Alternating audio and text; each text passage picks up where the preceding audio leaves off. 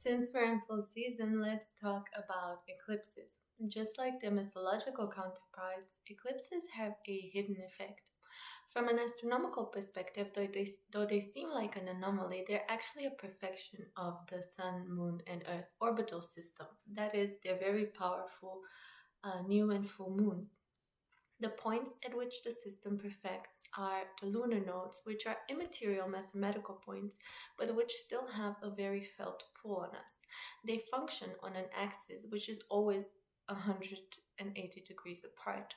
There's a lot of confusing information out there about them, and that makes sense because the very nature of the nodes and eclipses is confusing and creates obscuration. Great shadows eat the luminaries. And because every mythology has a story about beasts devouring the sun and the moon, to properly understand them, we have to look at the tradition which considers the nodes as important as the planets themselves. In the Vedic tradition, the north and south node, also called Rahu and Ketu, were actually once a great being. There are different stories which describe how they came to be split, but the main idea is that the great dragon king, which was the head of the Asuras, stole some drops of Amrita, which was the immortal food, and came to be discovered by the sun and the moon. Lord Vishnu sliced him in two, um, but since he had drunk from the immortal food, he did not die, and his two parts just came to function independently.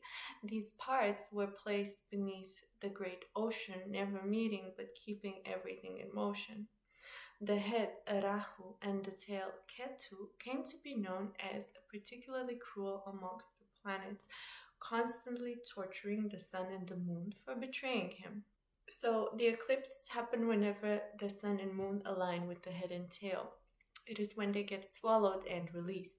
Now let's unpack the symbolism. The sun and the moon are the main lights. They represent both consciousness and the body, while the eclipses are great shadows which swallow this light. It is a time when the invisible becomes visible, what is hidden beneath comes to light. The nodes are always moving subterraneously beneath the great ocean, but it is during eclipses when we see their effects most clearly.